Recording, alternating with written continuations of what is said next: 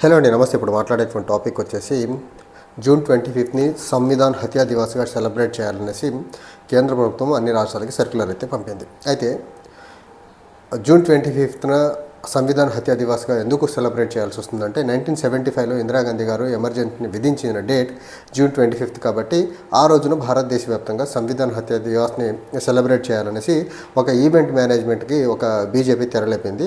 So ఈ event మేనేజ్మెంట్కి తెరలేపిన బీజేపీకి కౌంటర్ ఇచ్చే ప్రయత్నం చేశారు west Bengal chief minister Mamata Banerjee గారు. సో మమతా బెనర్జీ గారు సెంటర్ అనౌన్స్ చేసినటువంటి సంవిధాన్ హత్యా దివాస్ అనేది ఏదైతే ఉందో దీన్ని సెలబ్రేట్ చేసేదానికి వెస్ట్ బెంగాల్ గవర్నమెంట్ అయితే సిద్ధంగా లేదని చెప్పే ప్రయత్నం చేశారు. అండ్ నరేంద్ర మోదీ ప్రభుత్వంలో గత 11 సంవత్సరాలుగా ప్రతిరోజు రాజ్యాంగాన్ని హత్య చేసుకుంటూ వెళ్తున్న మీకు సంవిధాన్ హత్యా దివాస్ని సెలబ్రేట్ చేసే అర్హత ఉందని నంబర్ 1.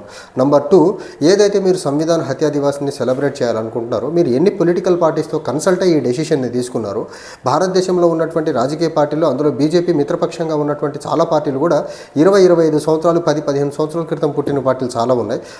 ఆ పార్టీస్కి అసలు హిస్టారికల్గా ఎమర్జెన్సీ వెనకాల ఉన్న బ్యాక్డ్రాప్ ఏంటి, ఎమర్జెన్సీ టైంలో ఏం జరిగిందనేది డైరెక్ట్ ఎవిడెన్స్ లేని పార్టీలు చాలా ఉన్నాయి. అలాంటి పార్టీలు కాన్ఫిడెన్స్లోకి తీసుకోకుండా యూనిలేటరల్గా మీరు అనౌన్స్ చేసేసి బీజేపీ యొక్క రాజకీయ ఎజెండా అగెనిస్ట్ కాంగ్రెస్ ఏదైతే ఉందో దాన్ని ఇంప్లిమెంట్ చేసేదానికి దేశంలో ఉన్నటువంటి అన్ని రాష్ట్రాలని యాజ్ వెల్ యాజ్ దేశంలో ఉన్నటువంటి అన్ని పొలిటికల్ పార్టీని, మరీ ముఖ్యంగా బీజేపీకి మిత్రపక్షాలుగా ఉన్నటువంటి పొలిటికల్ పార్టీస్ ఏవైతే ఉన్నాయో వాటిని వాడుకుంటున్న విధానం ఏదైతే ఉందో ఇది యాక్సెప్టబుల్ కాదు అనేసి మమతా బెనర్జీ గారు చెప్పేటువంటి ప్రయత్నం చేశారు. ఇక్కడ మనం చూడాల్సిన ప్రాసెస్ ఏంటంటే ఈ సంవిధాన్ హత్యా దివాస్ని అనౌన్స్ చేసేదాని వెనకాల బీజేపీకి ఉన్నటువంటి కుట్ర ఏంటంటే వాళ్లకు కాంగ్రెస్ మీద ఉన్నటువంటి కోపం, ఇందిరాగాంధీ గారి ఇమేజ్ని, కాంగ్రెస్ పార్టీ యొక్క ఇమేజ్ని టార్నిష్ చేయాలనే కుట్ర. ఏదైతే మమతా బెనర్జీ గారు ఇక్కడ చెప్పారో 20-25 సంవత్సరాల క్రితం పుట్టిన పార్టీలు చాలా ఉన్నాయనేసి, అందులో టీఎంసీ ఉంది, చాలా పొలిటికల్ పార్టీస్ ఉన్నాయి. బట్ ఇక్కడ థింక్ ఏంటంటే అసలు ఎమర్జెన్సీ డిక్లేర్ చేసిన 1975 జూన్ 25కి అసలు బీజేపీ అనే పార్టీ రాజకీయంగా భారతదేశంలో పురుడు పోసుకోవాలా? అసలు బీజేపీ అనే పొలిటికల్ పార్టీని ఎమర్జెన్సీ టైంలో పుట్టకుండా, ఎమర్జెన్సీ ఆనవాళ్ళు ప్రాపర్గా తెలియనటువంటి బీజేపీ పార్టీ, అంతకుముందు జనసంఘ్ ఉండింది, ఆర్ఎస్ఎస్ ఏవేవో ఉన్నాయి. కానీ బీజేపీ అనే పార్టీ ఎమర్జెన్సీ తర్వాత పుట్టినటువంటి పార్టీకి ఎమర్జెన్సీ చరిత్ర ప్రాపర్గా తెలుసని మనం ఎలా అనుకోవాలా? వీళ్ళు ఆర్ఎస్ఎస్ చెప్పినటువంటి కట్టుకథలు మాట్లాడే కదా ఈ సంవిధాన్ హత్యా దివాస్ని సెలబ్రేట్ చేసేదానికి ముందుకు వస్తుంది. ఇక్కడ ఇంకో ట్విస్ట్ ఏంటంటే ఎమర్జెన్సీ టైంలో ఆర్ఎస్ఎస్ లీడర్స్ని చాలామందిని జైల్లో వేసిన క్రమంలో ఆర్ఎస్ఎస్ సీనియర్ లీడర్స్ అందరూ సీక్రెట్గా ఇందిరాగాంధీ గారిని కలిసి ఇందిరాగాంధీ కాళ్ళ మీద పడి ఆర్ఎస్ఎస్ లీడర్ని విడిపించుకున్న ఘనత ఈ ఆర్ఎస్ఎస్ వాళ్ళది. ఈరోజు ఏంటో ఇందిరాగాంధీ గారు ఇంపోజ్ చేసినటువంటి ఎమర్జెన్సీ దేశంలో ఒక డార్క్ డేగా, దాన్ని సంవిధాన్ హత్యా దివాస్గా మాట్లాడే ప్రయత్నం అయితే చేస్తున్నారు. సో ఇందిరాగాంధీ గారు ఎమర్జెన్సీ విధించే దాని వెనక రీజన్ ఒకటి మనువాదపు భావజాలంతో ఉన్నటువంటి పొలిటికల్ లీడర్స్ ఆ రోజుల్లో, at the same time patriarchal mind set కలిగినటువంటి లీడర్షిప్, ఒక లేడీ ప్రైమ్ మినిస్టర్ కింద భారతదేశం పనిచేయడం ఏంటి అనేసి ఇందిరాగాంధీ గారిని పనిచేయనీయకుండా ఆవిడని అడుగడుగును ఇబ్బంది పెడుతున్న క్రమంలో విధిలేని పరిస్థితుల్లో వీళ్ళకు బుద్ధి చెప్పాలనేసి ఇందిరాగాంధీ గారు imposed emergency to counter the పేట్రియారికల్ mind set political leadership. కానీ ఈరోజు నరేంద్ర మోదీ అన్డిక్లేర్డ్ డెమోక్రసీ గత 11 సంవత్సరాలుగా దేనికోసం జరుగుతుంది? కుర్చీ కోసం కాదా? దేశ సంపద అదానీ అంబానీలకు దోచిపెట్టేదానికి కదా? భారతదేశంలో మనువాదపు ఆర్ఎస్ఎస్ ఎజెండాని దేశవ్యాప్తంగా ఇంప్లిమెంట్ చేసేదానికి కదా గత 10 సంవత్సరాలుగా 11 సంవత్సరాలుగా బీజేపీ అన్డిక్లేర్డ్ డెమోక్రసీని కొనసాగిస్తూ ఉంది. అండ్ ఇందిరాగాంధీ గారి ఎమర్జెన్సీలో ఏం జరిగింది? పొలిటికల్ లీడర్షిప్ని అపోజిషన్ వాళ్ళని క్రష్ చేశారు. పొలిటికల్గా ఇందిరాగాంధీ గారిని అపోజ్ చేసిన వాళ్ళని జైల్లో వేశారు. తర్వాత కొన్ని రాష్ట్రాల్లో ప్రభుత్వాన్ని కూల్చే ప్రయత్నం చేశారు ఇందిరాగాంధీ గారు. కానీ ఇప్పుడు బీజేపీ చేస్తుంది ఏంటి? మీడియాని గోధీ మీడియాగా మార్చేసింది. ఈరోజు ఫ్రీ అండ్ ఫెయిర్ మీడియా లేకుండా అయిపోయింది భారతదేశంలో. ఎవరన్నా బీజేపీ ప్రభుత్వం యొక్క పాలసీలను ఖండించి మాట్లాడగలిగితే వాళ్ళ మీద నేషనల్ సెక్యూరిటీ యాక్ట్ కింద, యూఏపీఏ కింద కేసులు పెట్టేటువంటి పరిస్థితులు ఉన్నాయి ఈరోజు దేశంలో. ఆ రోజు ఇందిరాగాంధీ గారు పొలిటికల్గా అపోనెంట్స్ని జైల్లో వేసే ప్రయత్నం చేశారు, ఇందిరాగాంధీ గారి పాలసీలను అపోజ్ చేశారనేసి. ఈరోజు నరేంద్ర మోదీ పాలసీలను అపోజ్ చేస్తున్నారండి. అపోజిషన్ పార్టీలకు సంబంధించినటువంటి లీడర్ని ఈ సిబిఐ, ఈడీ, ఇన్కమ్ ట్యాక్స్ కేసుల్లో అరెస్టులు చేసి రకరకాల ఇబ్బంది పెట్టే ప్రయత్నం చేస్తున్నారు. అండ్ కొద్దిమంది పొలిటికల్ పార్టీలో ఉన్నటువంటి అపోజిషన్ పార్టీలో ఉన్నటువంటి లీడర్స్ని నయానో భయానో వాళ్ళని కేసులో భయపెట్టి బీజేపీలో లాక్కున్నటువంటి ప్రయత్నం జరుగుతూ ఉంది. ఇప్పుడు జరుగుతుంది కదా. అప్పుడన్నా ఇందిరాగాంధీ గారు సర్టెన్ పీరియడ్ ఎమర్జెన్సీని విధించే ప్రయత్నం చేశారు. నరేంద్ర మోదీ గత 11 సంవత్సరాలుగా దేశంలో అప్రకటిత ఎమర్జెన్సీ ద్వారా దేశాన్ని పరిపాలిస్తున్నాడు కదా. వివిధ రాష్ట్రాల్లో ప్రభుత్వాన్ని పడగొట్టారు కదా, పొలిటికల్ పార్టీలని ముక్కలు చేశారు కదా. ఇన్ని రకాలుగా దేశంలో రాజ్యాంగాన్ని నిట్ట నిలువున ఖూనీ చేస్తూ రాజ్యాంగబద్ధంగా రాష్ట్రాల్లో ఏర్పడినటువంటి ప్రభుత్వాన్ని కూల్చుకుంటా, దేశంలో రాజ్యాంగబద్ధంగా ప్రభుత్వాన్ని నడపకుండా, భారతదేశంలో అసలు డెమోక్రటిక్ స్పిరిట్ అనేది ఒకటి లేకుండా చంపేసుకుంటూ ముందుకెళ్తున్నటువంటి బీజేపీకి ఇందిరాగాంధీ గారు ఇంపోజ్ చేసినటువంటి డిక్లేర్డ్ ఎమర్జెన్సీ గురించి మాట్లాడేటువంటి నైతిక అర్హత ఉందా? ఇంకా చెప్పాలంటే ఇందిరాగాంధీ గారిని వీళ్ళు పూజించాలి. ఎందుకంటే ఇందిరాగాంధీ గారి ఎమర్జెన్సీ కొద్ది కాలం పాటు విధించి వీళ్లకు ఒక బాట చూపించారు. వీళ్లకు ఇందిరాగాంధీ గారు ఆ రోజుల్లో ఏదైతే పొలిటికల్ లీడర్షిప్ ఆవిడికి అగనెస్ట్గా ఉన్న వాళ్ళకు బుద్ధి చెప్పాలని ఎమర్జెన్సీని విధించారు. దాన్ని కొద్ది కాలానికి దాన్ని రివోక్ చేశారు. కానీ గత 11 సంవత్సరాలుగా నిరంతరాయంగా ఎమర్జెన్సీని కొనసాగిస్తున్న వీరు ఇందిరాగాంధీ గారి వారసత్వాన్ని పుణికిపుచ్చుకున్నవాళ్ళు కదా వీరు.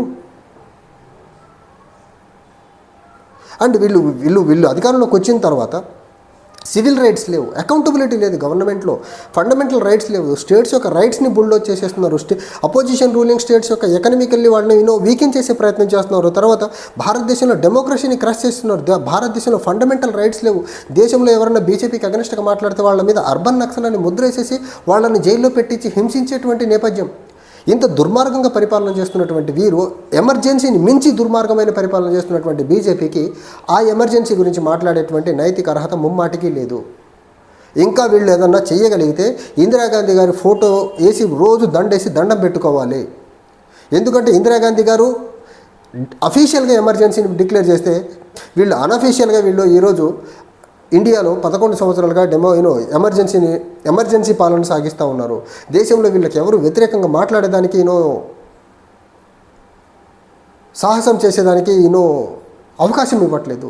అండ్ వీళ్ళకి నిజంగా సంవిధాన హత్యా దివాస్ గురించి అంతలా మాట్లాడి ఇందిరాగాంధీ గారి ఎమర్జెన్సీని అంతలా వ్యతిరేకించేటువంటి వీళ్ళు గత నెలన్నర కాలంలో భారతదేశం యొక్క సావరెంటిటీని దెబ్బతీసేలా Donald Trump time and again India పాకిస్తాన్ల మధ్య సీజ్ ఫైర్ నా వల్లే వచ్చిందని బీరాలు పలుకుతూ ఉంటే దాన్ని ఖండించే ప్రయత్నం చేయలేని ఈ లీడర్షిప్ ఇందిరాగాంధీ ఎమర్జెన్సీ గురించి మాట్లాడి దేశంలో ప్రజల్ని మభ్యపెట్టడం కాదా ఇది? నిజంగా మీరు భారతదేశంలో ఎమర్జెన్సీని వ్యతిరేకించిన వాళ్ళైతే భారతదేశం యొక్క సావరెనిటీని దెబ్బతీసేలా డొనాల్డ్ ట్రంప్ మాట్లాడుతూ ఉంటే దాన్ని ఖండించే ప్రయత్నం మీరు ఎందుకు చేయరు? అండ్ భారతదేశానికి సంబంధించి పెహల్గాం టెర్రర్ అటాక్లో పార్టిసిపేట్ చేసినటువంటి ఉగ్రవాదులు 4 పట్టుకోలా ఆ ఉగ్రవాద చర్యల్ని సపోర్ట్ చేసుకుంటూ మాట్లాడినటువంటి పాకిస్తాన్ ఆర్మీ చీఫ్ ఎవరైతే ఉన్నారో అతన్ని అమెరికా వాళ్ళు పిలిచి హానర్ చేస్తూ ఉంటే దాన్ని ఎందుకు ఖండించట్లా మీరు? మీకు భారతదేశం మీద గౌరవం ఎక్కడుంది? మీకు ఉన్న గౌరవం వల్ల ఒకటి కుర్చీ, 2 దేశంలో ఉన్నటువంటి సంపద మొత్తం దోచుకొని అదాని అంబానీలకు పెట్టాలా, 3వది మీ దేశంలో మీరు అధికారంలో ఉన్న రోజులు మనువాదపు ఎజెండాని దేశంలో ఇంప్లిమెంట్ చేయాలనే ఒక దుర్బుద్ధి తప్ప మీకు భారతదేశం మీద ప్రేమ ఎక్కడుంది? నిజంగా మీకు భారతదేశం మీద ప్రేమ ఉంటే అపోజిషన్ రూలింగ్ స్టేట్స్ని ఇబ్బంది పెడతారా? ఫండమెంటల్ రైట్స్ని మీరు క్రష్ చేస్తారా? దేశంలో ఫ్రీ అండ్ ఫెయిర్ మీడియా లేకుండా మీడియా మొత్తాన్ని గోధీ మీడియాగా మారుస్తారా? దేశంలో మీకు వ్యతిరేకంగా మాట్లాడిన వాళ్ళని అర్బన్ నక్సల్స్ అని బ్రాండ్ వేస్తారా మీరు? దేశంలో గత 11 సంవత్సరాల్లో ఒక్కసారైనా ప్రెస్ మీట్ కండక్ట్ చేయకుండా అసలు అకౌంటబిలిటీ అనే పదమే భారతదేశంలో లేకుండా చేస్తారు మీరు? ఇంత దుర్మార్గంగా అప్రకటిత ప్రజాస్వామ్యంలో దేశాన్ని గత 11 సంవత్సరాలుగా మీరు నడుపుకుంటా మీరు ఇందిరాగాంధీ గారు ఇంపోజ్ చేసినటువంటి ఎమర్జెన్సీని ఒక పెద్ద పెనుభూతంగా చూపిస్తున్నారంటే ఈ 11 సంవత్సరాల ఎమర్జెన్సీని ఇంకెంత పెద్ద పెనుభూతంగా చూడాలి దేశ ప్రజలు. భారతదేశాన్ని గత 11 సంవత్సరాలుగా డెమోక్రసీ మొత్తాన్ని క్రష్ చేసి భారతదేశంలో ఉన్నటువంటి డెమోక్రటిక్ సెటప్ మొత్తాన్ని నిర్వీర్యం చేసేసి దేశంలో ఒక రాచరిక పాలన సాగిస్తున్నట్టు మిమ్మల్ని ఏమనాలి? దేశాన్ని సర్వనాశనం చేస్తున్నారు కదా అదాని అంబానీల కోసం, మిమ్మల్ని ఏమనాలి? మీరు ఇందిరాగాంధీ గారి ఎమర్జెన్సీని క్రిటిసైజ్ చేసే ముందు గత 11 సంవత్సరాల్లో మనం చేస్తుంది ఏంటి అని చిన్నపాటి ఇంట్రాస్పెక్షన్ చేసుకుంటే బాగుంటుంది బీజేపీ వాళ్ళు. కానీ బీజేపీ వాళ్ళకి ఇంట్రాస్పెక్షన్ అన్న, అకౌంటబిలిటీ అన్న, ఇలాంటి పెద్ద పెద్ద పదాలకి, ఇలాంటి లిబరల్ పదాలకి అసలు మీనింగే తెలియదు బీజేపీ వాళ్ళకి తెలిసిందల్లా ఒకటే, వాళ్ళని తిడితే అర్బన్ నక్సల్ అంటారు, పాకిస్తాన్ అంటారు, బంగ్లాదేశ్ అంటారు, చైనా అంటారు, సారోస్ మీడియా అంటారు తప్ప వాళ్ళని అడిగిన క్వశ్చన్కి దాని ఆన్సర్ కరెక్ట్గా ఎగ్జాక్ట్గా చెప్పడం చేతగాని దుర్మార్గులు బీజేపీ వాళ్ళు. వీళ్ళు ఇందిరాగాంధీ గారి ఎమర్జెన్సీని, అది కూడా ఇందిరాగాంధీ గారి ఎమర్జెన్సీ ఎందుకు డిక్లేర్ చేశారు వీళ్ళకి తెలుసు చాలా క్లియర్గా. ఇందిరాగాంధీ గారి ఎమర్జెన్సీ విధించినప్పుడు ఆర్ఎస్ఎస్ వాళ్ళే ఇండైరెక్ట్ సీక్రెట్లీ ఆవిడని కలిసి వేడుకొని జైల్లో నుంచి బయటకు వచ్చిన బాపతీళ్ళు వీళ్ళు మళ్ళీ ఆవిడ ఎమర్జెన్సీని క్రిటిసైజ్ చేసే ప్రయత్నం చేస్తారు. ఈ పేట్రియారికల్ మైండ్ సెట్, ఈ మనువాదపు పోకడాలతో ఉన్నటువంటి మైండ్ సెట్ ఆవిడని సరిగ్గా పనిచేయట్లేదు. కాబట్టి వీళ్ళందరికీ బుద్ధి చెప్పాలని ఆవిడ ఆ రోజు ఎమర్జెన్సీ విధించారు. ఆ నిజాన్ని వీళ్ళు దేశ ప్రజలకు ఎప్పుడు చెప్పరు. కానీ ఎమర్జెన్సీ ద్వారా రాజ్యాంగాన్ని ఆ రోజు ధ్వంసం చేశారు, రాజ్యాంగాన్ని ఖూనీ చేశారు. ఇండియన్ డెమోక్రసీలో బ్లాక్ డేగా ఎమర్జెన్సీని చూపించే ప్రయత్నం చేస్తున్నారు. కానీ గత 11 సంవత్సరాల్లో దేశంలో జరుగుతున్నటువంటి అన్డిక్లేర్డ్ డెమోక్రసీ గురించి వీళ్ళు పొరపాటును కూడా మాట్లాడారు. ఎవరైనా అన్డిక్లేర్డ్ డెమోక్రసీ ఇండియాలో జరుగుతుందని మాట్లాడితే వాళ్ళని అర్బన్ నక్సల్గా బ్రాండ్ చేస్తారు, వాళ్ళ మీద కేసులు వేసి జైలు వేసేటువంటి ప్రయత్నం చేస్తారు. ఇది బీజేపీ యొక్క ద్వంద్వ నీతి. Thank you.